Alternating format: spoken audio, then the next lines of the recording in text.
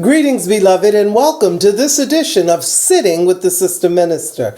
I am the Sister Minister, Soretta C. McKnight, and I am, as always, excited and delighted to welcome two of my favorite people on the planet to join us today to discuss a continuing discussion, really, on the Harlem Fine Arts Show that we're going to morph into a discussion on education. Please, I'm so excited. Professor Sylvester Wise, our professor in residence, thank you for joining us again. And then, of course, our keeper of the culture, many of you know her, a sister, Shelley Brazley. Thank you for joining us on Sitting with the Sister Minister. I'm delighted to be here. Let's talk some more about the Harlem Fine Arts Show. You know, we had Brother Dion Clark on. Professor, you were here with him when we talked about the Harlem Fine Arts Show, which is fast approaching now. I need for us to connect the dots, although it's February 4th through February 7th at the Riverside Church up in Harlem. We need to connect the dots in terms of the importance of art and education. Yes. Or the lack thereof. I agree. That's right. Give us your take, Shelley.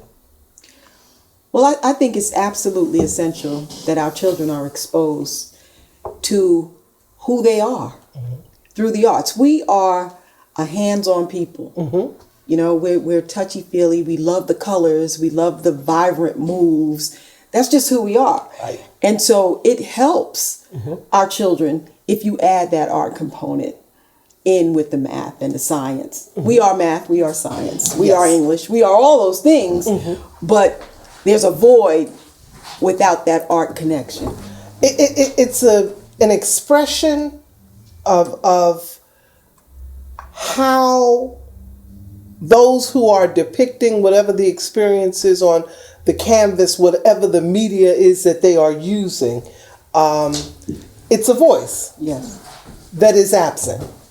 Professor Wise, share with us, Sister Shelley has just told us in terms of connecting that dot with the importance of it, but share with us when you have a void, how it manifests itself within our communities when that art, that cultural connection is missing. Well, a part of that problem is the discipline issues that are going on in many of the communities. And just taking a look at it from a macro level, culturally, look at all the things that we've done as a people in terms of economic opportunity. At what expense have we gained when we lost the significance of who we were and where we came from? So you're like in a desert without water. I mean, yet in many ways, the cultural component is a very important part of our existence as a people. And I can see this in terms of the lack of meaning, low levels of self-esteem, all those many things. And in Gear Up, I can honestly say that Marilyn Monroe has really tried to put a strong cultural component into the educational program. Even though we push on the remediation of the English and the reading and the literature and the support systems, we find that the students are ecstatic and excited. When we bought them 100 drums, when we had a dance group from Roosevelt schools, when we sit and take them to plays and things in New York, they come back with a high degree of excitement, and their motivation is at a peak where they're ready to encounter the world. Absolutely. Because they're happy and they are doing something that has a great deal to say about who they are. And so culture is a misnomer. A lot of people think that having what you have, living where you're living, making what you're making, what else do you talk about if you don't significantly deal with who you are as a culture. Okay. And take a look at every ethnic group wants to go to Europe. They want to go, Jews want to go to Israel. People want to go back to the Caribbean, to their culture. And, we have been so taken back with being Negroes and coloreds and blacks that we don't really have a sense of Africa. And the importance of loving Africa as our cultural base. Does that make this HFAS, the Harlem Fine Arts Show, really relevant then? Just going on what you're saying now. It does, because it covers the whole diaspora, from the African pulse to individuals who would do something as significant as this. Yes. And I just left New Orleans with the United Negro College Fund. And the Whitney Plantation had all of his children throughout as slave children on the plantation. Wow. And so seeing that was just awesome. And not just as a sculpture, but the role that we played on a plantation. And for this artist to depict the children, and over 100 of these statues throughout the plant, was absolutely just flabbergasted taking a look at that. So it's a part of the culture. Not necessarily something that one wants to think of, going to a plantation, but that's a part of the of the turbulence and the issues that we face as a people. Not that we were slaves, but that we survived. But the thing is, Yes. and that's I hear you, Professor. But the reality is, doesn't that, Shelley, contribute to part of the problem? Is this sanitization, if you will, of history. Right. And if we would just teach history, then the African experience is at the very foundation. When you talk about America, us, it's there. So isn't that a large part? Is this inability for, quote unquote, the status quo to acknowledge or not sanitize the realities and the horrors that brought us to survivorship, as the professor said? Oh, absolutely. And you know what's so interesting? We've had our head in the sand for so long. It's not just the babies. Last year I took a busload of children from Hempstead to Dance Africa. Wow. They were so into, the whole African market but what was so interesting, as much as the young people loved it, the staff and the parents. Okay. Oh my God, I've never been to anything like this. This was great. Are we going to do this again? And so the exposure is important for the children, but it's equally important for their parents and their teachers and those people that have to interact with our children. We've been robbed on many levels, and all of the staff wasn't African American. These are people European as well, and they had not been exposed to our experience. So now we're injecting ignorance into the conversation. I'm just saying. I'm just saying, because that's what it is. When you do not, the definition, help me out, Professor, of ignorance is that not knowing. So, but the good news is, go ahead. Education is the antidote. And so we sit here today, offering reprieve. That's right. To the masses. Absolutely. So we all have an opportunity to get on the bus, the train, cars, and we don't even have to go far. How about that? Just over the bridge to Harlem. How about that? Connect the dots, beloved. Connect the dots. The Harlem Renaissance, which, of course, for those of us here in America, Africans in America, Americans from Africa, those of us who are here, who have a connectedness, because all of us really do, since that was the birthplace of civilization. Yes. So all of us really do. But when you talk about America, our country, where President Barack Obama is the president of the United States and Lady Michelle, First Lady, Dr. Michelle LaVaughn Robinson Obama. And we have the first daughters and the two dogs. And don't forget Mother Robinson. A family of color in the White House. The disconnect, I'm rolling it back, the disconnect when it comes to our brilliance, our ability, Professor, you said it, survival, to survive. Even in the midst of folk not even knowing who, what, where, when, and why, we still had that capacity to survive. Where does it come from?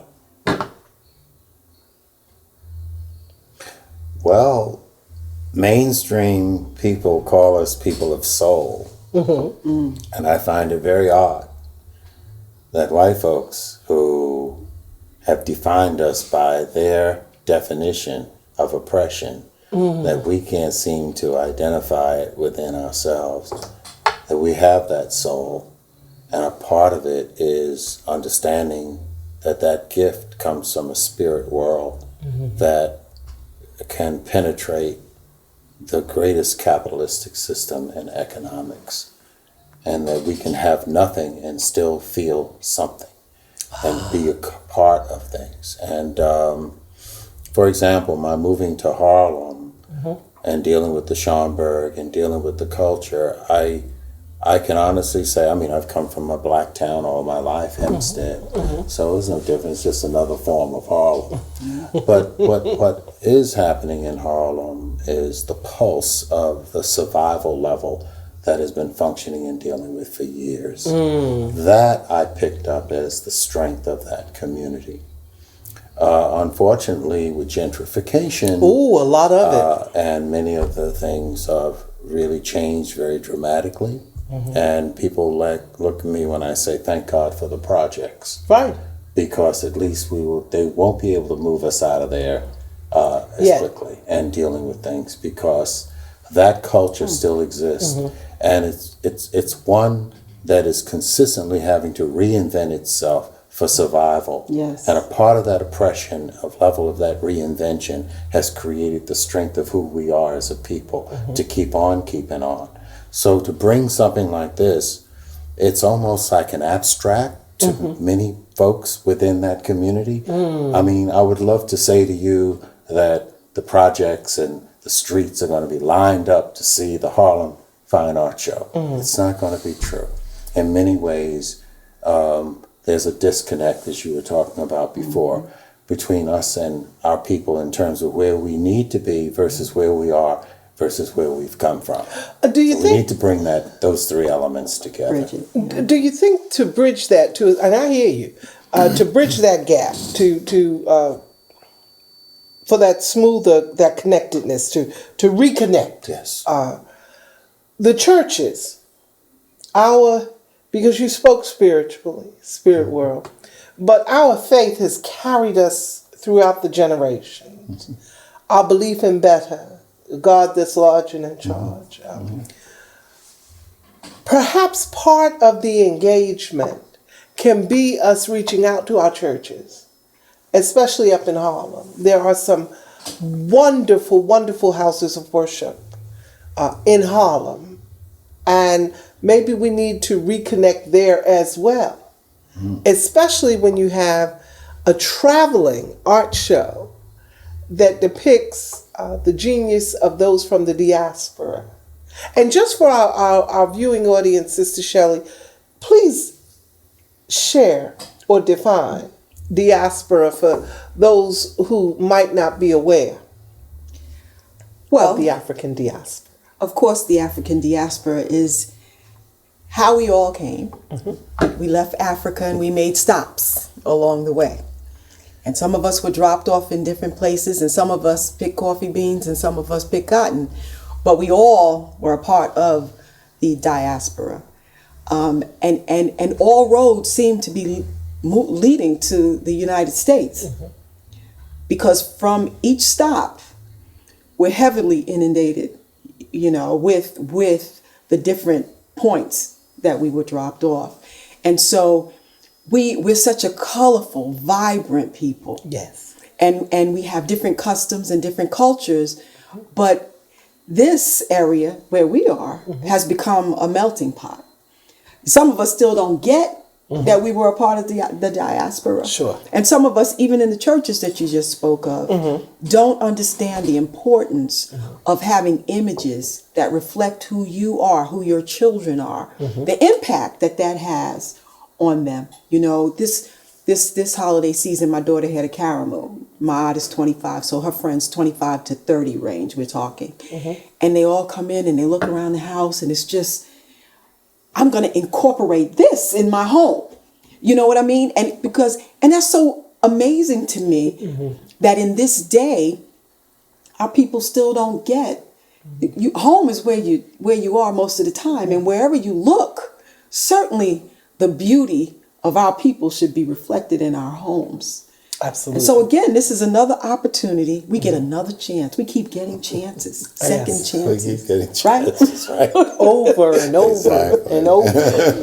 Yeah. Just got to take it. And the Harlem Fine Arts Show is one of those such chances. It's an opportunity. Yes. Well, I think that what you mentioned about the churches is very interesting, because I said to Dion, one of the most central forums that you should be dealing with should be the Black church. Absolutely. Because there lies the Black liberational theology. Yes. And the understanding of the struggle of us as a people.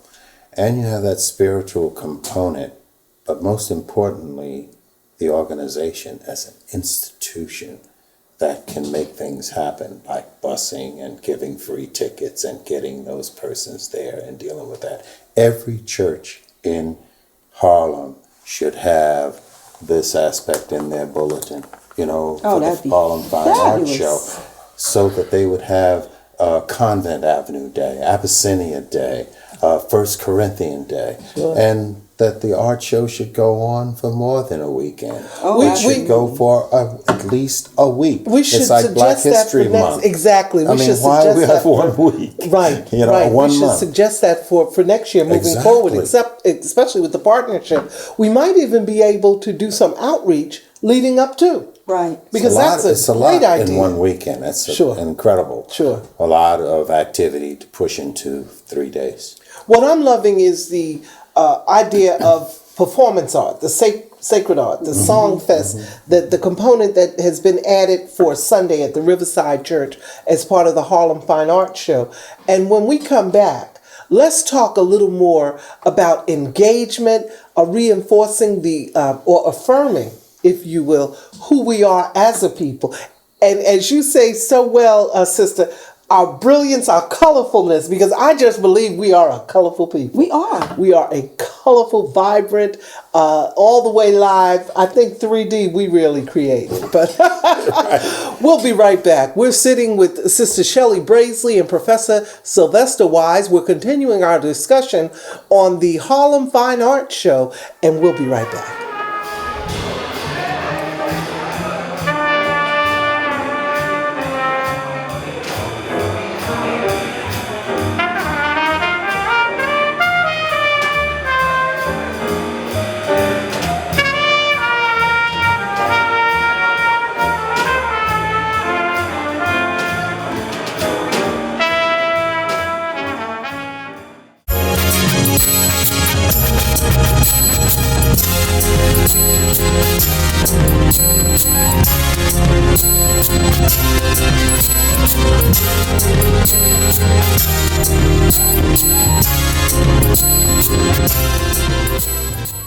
Welcome back, beloved. We're sitting with Sister Shelley Brazley and Professor Sylvester Wise as we continue our discussion on the Harlem Fine Arts Show, which of course will be coming to the Riverside Church February 4th through the 7th, and you can get your tickets. You can go online, check out the website below screen, and you can go, you can click on, you can get your tickets and join us uptown for the Harlem Fine Arts Show. When we left off, beloved, we were talking about sacred art. Yes. The performance component, the expression in terms of art.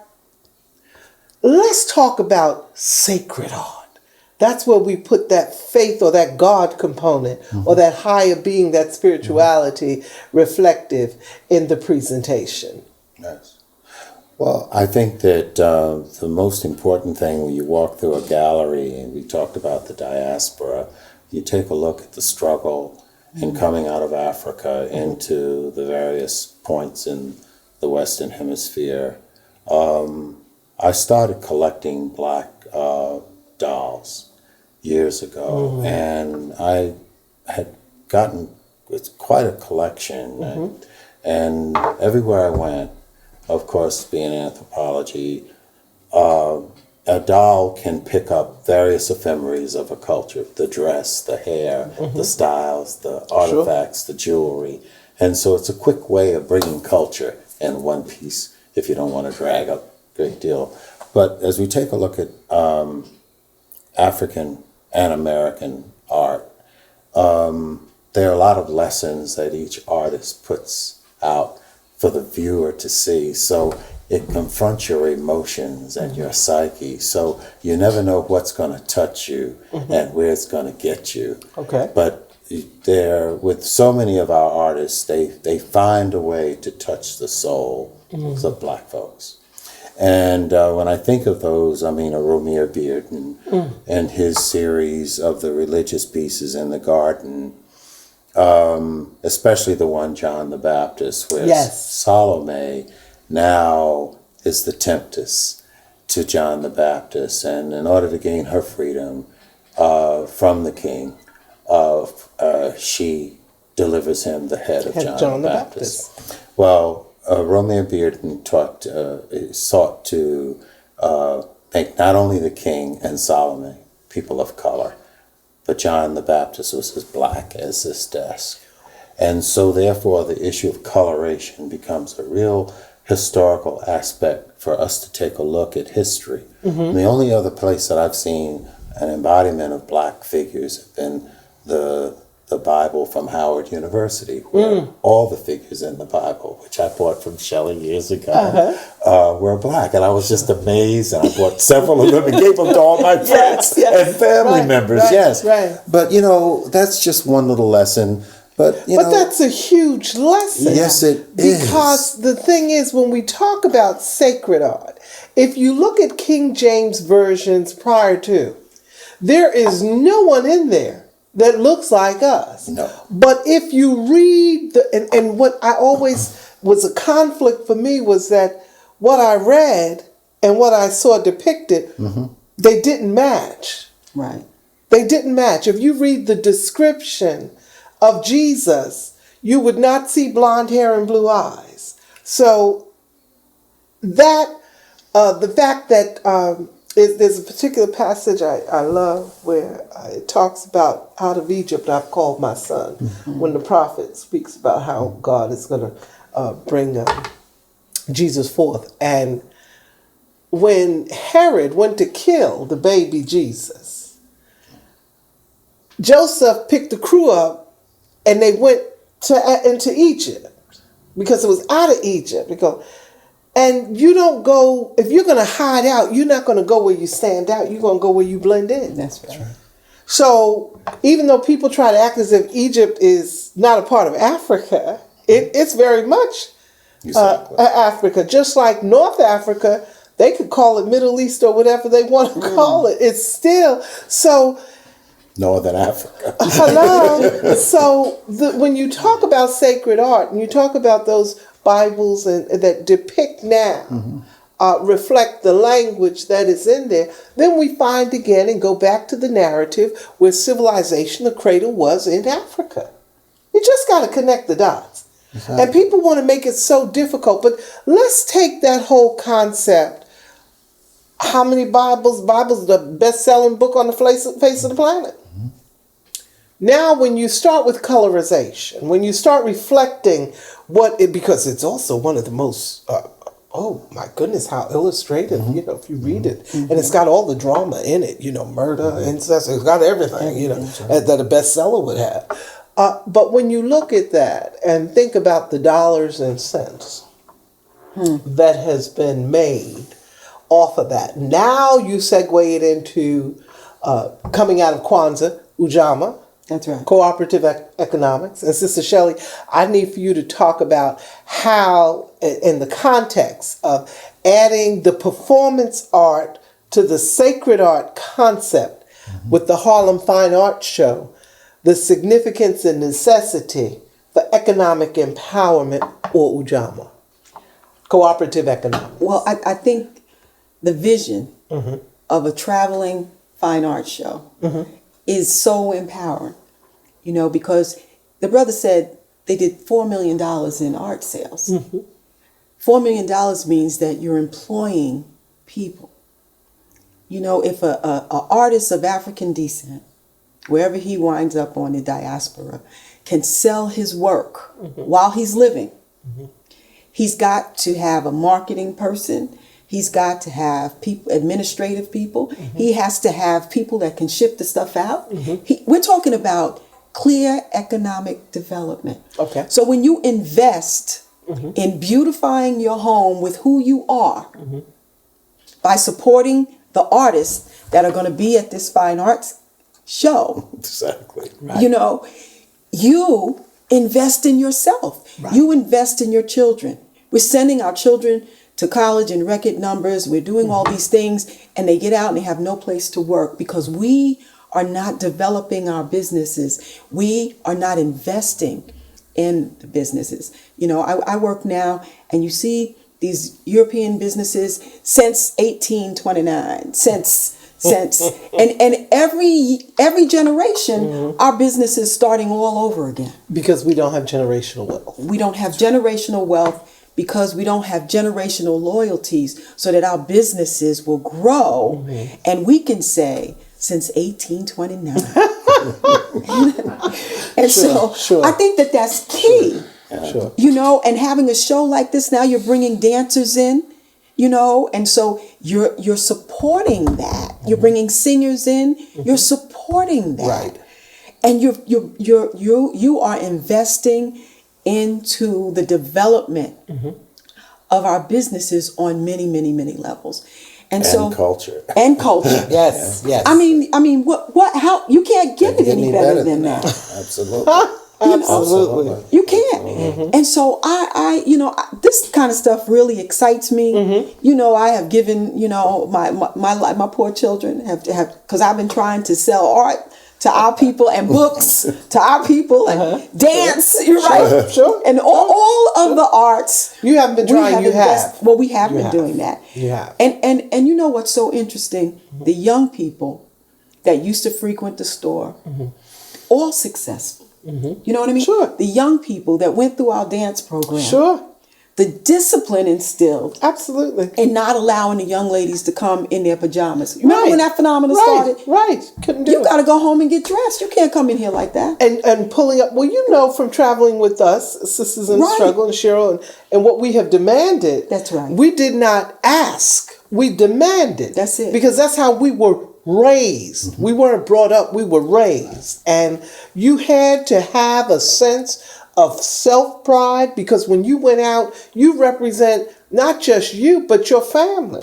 And the babies have to hear it. Exactly. So we have to say it. Yes. You're not just representing you. Right. You represent me. You represent your family. You represent your school. You represent this community. And so bringing your children to this is providing an opportunity that they won't soon forget. When our children walk down the street and that foul language, and how could someone as beautiful as you speak? Now, simply because I said it to them, they're not going to stop cursing today or tomorrow, but they are going to think about it. That's right. And some of the issues that we're having is because we're trying to be friends to our children and not be the keepers of the culture. The groomers of our ancestry, over and over again, telling them how great they are. Sure. Right? And so the arts does that in such an impactful way. I think on Friday, when the students come and they hear the lecturers talk about the art. Friday, February 5th. I always find it interesting that the younger the kids, the more honest the questions. Yes. Yes. You know, a Jacob Lawrence piece, and why are these ladders all over there? And it's so interesting. I mean, you know, purposely put there as whatever picture that we're in as a people, what Jacob Lawrence did was put a ladder on the side of the picture, which means you can get out. You can get out. And, you know, and just metaphorically, Absolutely. you know, we all have pictures. And, you know, the fact that we can escape Yes. our reality. Yes. And for him to say that and be a part of the legacy of a builder, with the NAACP used as a part of their civil rights period. And each artist has chosen such significant lessons for all of us to learn, and the lecturers are going to be sharing those important points with the kids. Yes. Which is sort of exciting, you know. Yeah. We can only encourage you, beloved, to come out to the Harlem Fine Arts Show February 4th through the 7th. As Professor and Sister have shared with us, the 4th is opening night. Brother Dion was here before. The 5th is Youth Empowerment Day. If you have not registered, by all means, here's the link, www.hfas.org, where you can go right on the website and register, get the information, secure your tickets. And listen, come out and let us all invest in ourselves. Yes. February 4th through the 7th at the Riverside, the historic Riverside Church, Claremont Avenue at 120th Street, where the Harlem Fine Arts Show will be in residence. You can come and enjoy this experience. And then on Sunday, from 1 to 6, 2 to 4 being Super Song Sunday, where we will have the likes of groups that are going to participate and minister to our souls, sacred art in performance. So by all means, beloved, the Elder Jeff Roberson and New Life, the Hempstead Chorale and Select Chorale and Voices of Virtue, TAG, BCCE, and many others. And we look forward to seeing you then. Professor Sylvester Wise, our professor in residence, we thank you for joining us. My pleasure. Sister Shelley Brazley, always a pleasure to have you. I loved it. And we will have them back again. We'll have them back again soon, beloved. But between now and next time, in the meantime and between time, please stay blessed.